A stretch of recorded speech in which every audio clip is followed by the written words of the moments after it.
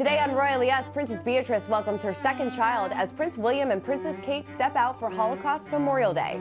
Plus, Christine Ross reveals Princess Kate is setting boundaries when it comes to returning to work. She's learned over the past 10, 11, 12 years that this is a marathon, it is not a sprint.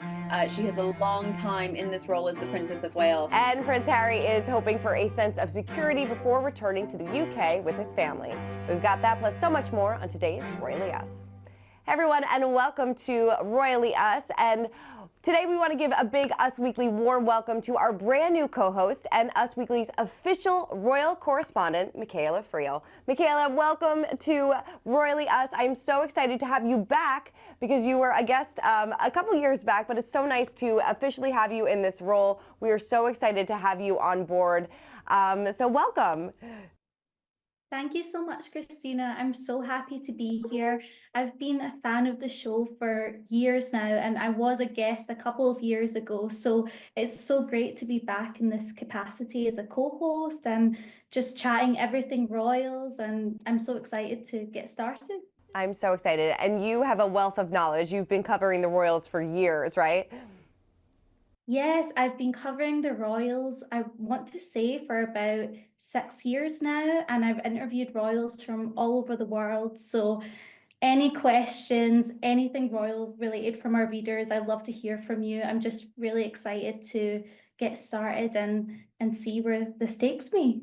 Definitely. Well, I know that you have a wealth of knowledge, and I cannot wait to get your expertise on all of these topics that we're going to cover. So let's dive right into it and start with some big, happy breaking news because Princess Beatrice has welcomed her second baby with her husband, Eduardo. The palace released a statement saying Her Royal Highness Princess Beatrice and Eduardo are delighted to announce the safe arrival of their daughter, Athena Elizabeth Rose Mapelli Mosey, born on Wednesday, January 22nd. At 12:57 p.m. at Chelsea and Westminster Hospital in London. The baby was born weighing 4 pounds and 5 ounces. Their Majesties the King and Queen and other members of the royal family have all been informed and are delighted with the news.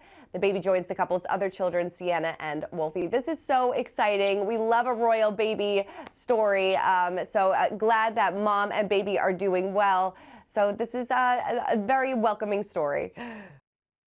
Yes, it is so exciting. And the baby's middle name, Elizabeth, is obviously a tribute to Beatrice's grandmother, Queen Elizabeth II. And her first daughter, Sienna, also had that middle name. So it's just really sweet to see that she's continuing that family tradition. Yeah, I love that they released a photo as well. And little babies warm everybody's hearts. So glad that they're doing well. So very exciting. So. All right, moving on to Prince William and Princess Kate. They stepped out for Holocaust Memorial Day in the UK and had an emotional reunion. So Kate hugged Holocaust survivors Yvonne Bernstein and Stephen Frank while at the Guildhall in London on January 27th. She and William attended the event to commemorate the 80th anniversary of the liberation of Auschwitz-Birkenau. Kate previously photographed both Bernstein and Frank at Kensington Palace in January of 2020. The couple snapped photos with the survivors, some of whom told their stories at the event before William stood up to speak, and he actually read an excerpt from the book Holocaust Heroes before concluding his speech. So this was definitely a lovely reunion. What kind of stood out to you the most about this event? I love this event because, we've heard from various sources and royal experts that Kate is really taking her time with returning to work. So it seems like she's only taking on events that are really important to her. And of course, this is so historically significant. So what better way to get back into it? One thing that really stood out to me was Kate's jewellery. She was really intentional with it. She wore a necklace that was owned by a Jewish brand. So it was clear that a lot of thought went into that decision. And she also wore earrings that belonged to Queen Elizabeth II too. So she really puts in a lot of effort and a lot of thought with these kind of occasions. And hopefully we'll be seeing more things like this in the near future. Yeah, definitely. Like you said, she's going to be kind of selective about what she decides to attend, and we're going to talk about that a little bit more later on. But before we do, we're going to talk about King Charles because he appeared emotional as he joined world leaders in Poland to commemorate 80 years since the liberation of Auschwitz-Birkenau. In what was the first visit by a British monarch to the site of the former Nazi concentration camp, the king joined other heads of state, placing a light in front of an empty train car in memory of the millions who lost their lives during the Holocaust. The king spoke of a world that remains full of turmoil and strife and the dangerous reemergence of anti-Semitism. He added that the act of remembering the evils of the past remains a vital task, and in doing so, we inform our present and shape our future. What do you think this means for him to be the first royal to visit this site? Well, this is a major milestone, and we know that King Charles, like Kate, everything he does is so intentional and with so much heart. And we know that he's still doing cancer treatment at the moment, but we also know that he's back to a full schedule. So the fact that, let's be honest, like, he doesn't have as much time as, say, Queen Elizabeth, who reigned for more than 70 years. So to be able to have such a historic milestone like this must mean so much to him, and it's so great to see that he's able to do that. Yeah, and he just does not slow down. There is nothing stopping King Charles. It really is. It's amazing to see. And there's also nothing stopping Princess Anne. As we know, she had a pretty bad accident, a pretty bad fall that left her hospitalized last summer. And she actually spoke out about it to the Press Association, saying, "I know where I thought I was going, and that was going to the chickens. No, nothing to do with horses." She spent 5 nights at the hospital after sustaining minor injuries and a concussion following an incident at her Park Estate in Buckingham Palace.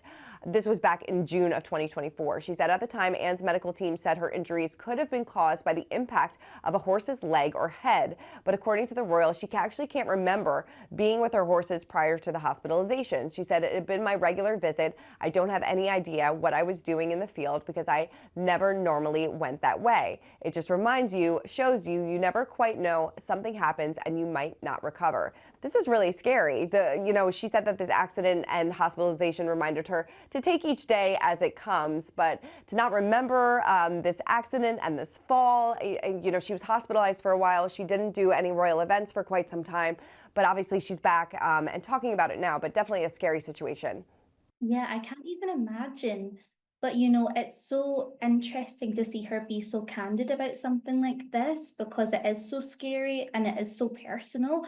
But we've seen her time and time again for years now. She's been named the hardest working royal. She's always doing the most engagements out of everyone in the family. And it seems like something like this hasn't stopped her and that she isn't slowing down. So it's quite inspiring, and it's really nice to see, actually.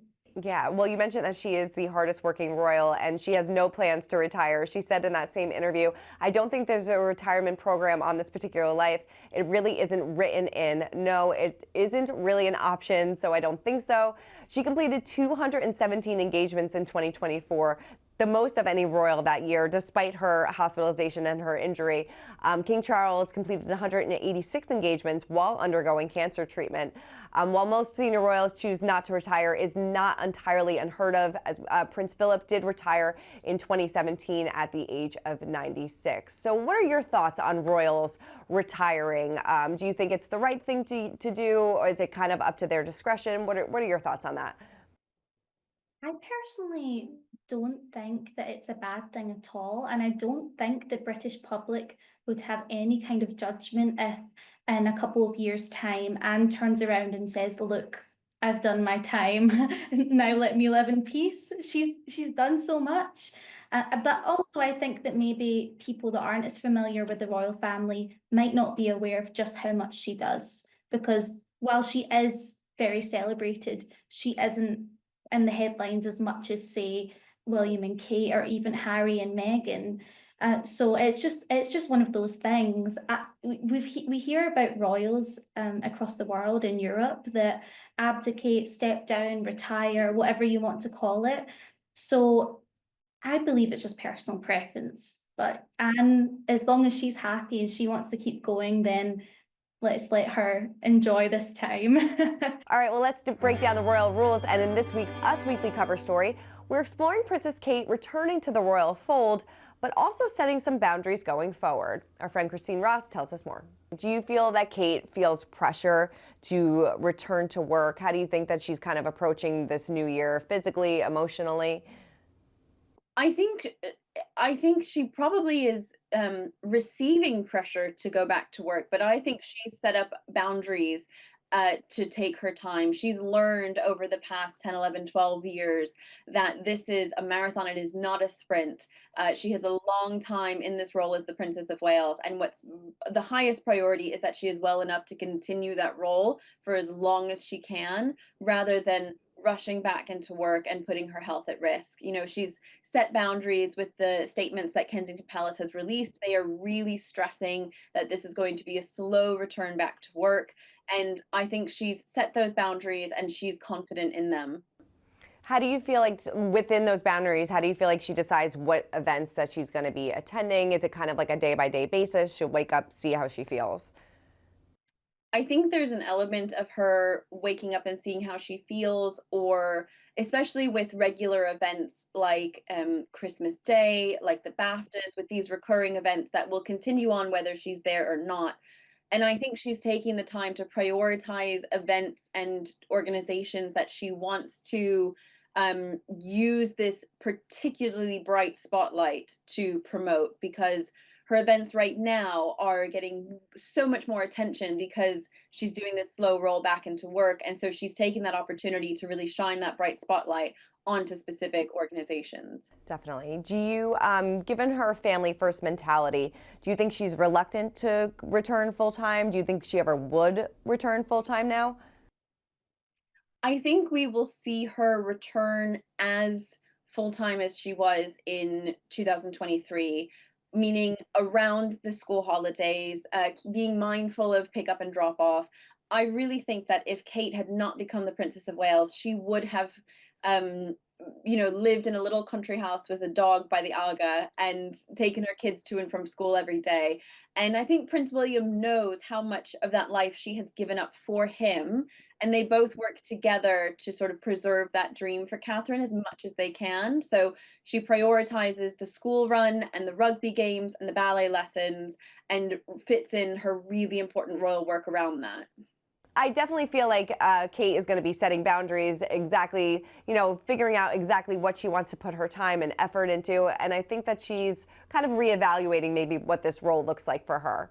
Yes, absolutely. It's one of those things where she's had the opportunity to reevaluate her life, not just personally, but professionally.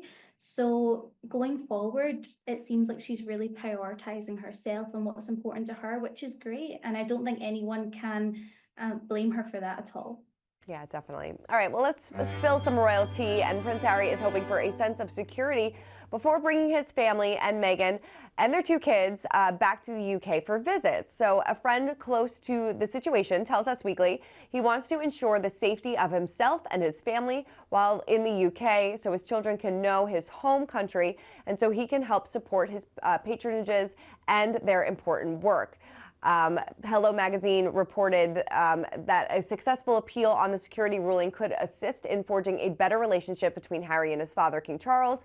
It would also allow the Duke to bring his children back to the UK more frequently. The publication also reported that this case is fundamentally important to the future of Harry and his family. So what do you make of this? Do you think that Harry will bring his family back to the UK in the future if these security measures are in place for him?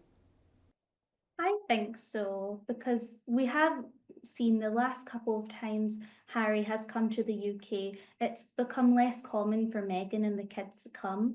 But we know, like any family, he wants to introduce the kids to King Charles and William and everyone, no matter what is going on behind the scenes. You know, we obviously don't know exactly what's being said. But when it comes to security, that's clearly so important to him, like it would be for anyone. If your family were in jeopardy, you would want to protect them. So it's just a matter of time and waiting to see what happens with that. Yeah, hopefully they can get it all figured out because, like you said, it's about the kids, and I'm sure they want to have a relationship with their cousins. So hopefully that can happen in the near future. All right, well, speaking of kids, let's wrap it up with our pint-sized palace. And Princess Kate is on the hunt for the next perfect school for Prince George. The Princess of Wales and Prince William have been spotted touring various establishments, including their alma maters. This is reported by Hello magazine. So according to the publication, Kate has toured her old school, Marlborough College, as well as 2 schools in North London. Now, William's former private school, Eton College, is also reportedly under consideration. The school educates boys aged 13 to 18 with the option to board across its 25 houses on the Windsor campus. Prince George currently attends a co-ed school with Charlotte and Louis. So I feel like this story has been kind of bouncing around for quite some time because we don't know exactly where George is going to go. But if you had to make some predictions into the future, where do you think that he was going to be headed? Oh no, this is so hard because it's not the same now where they would just go to Eton or, whatever the most prestigious school is at that time or wherever your parents have been. It's really up to debate. I wouldn't be surprised if he ended up somewhere that people aren't even considering, somewhere completely different, because William and Kate really, they're ones to follow their own path. It's not all about tradition for them. So that will be interesting to see what happens. I kind of agree with you. I feel like that they're going to take the non-traditional route, maybe do something that we're not even talking about, because they want to have this sense of normalcy for their kids growing up, and they want to kind of do things their way and make it as comfortable and normal for them as possible. So I agree with you. I could see that definitely going forward. But we'll have to wait and see. We have a couple more years. All right, well, Michaela, thank you so much. This was so much fun. We are so excited to have you on board to recap all the royal news week in and week out. Thank you so much. I'm so excited for next time, and who knows what other crazy royal event we'll be seeing, but I'm sure there'll be something exciting. There's always something to talk about. All right, well, everybody, keep commenting, keep subscribing, and Michaela and I will see you next week.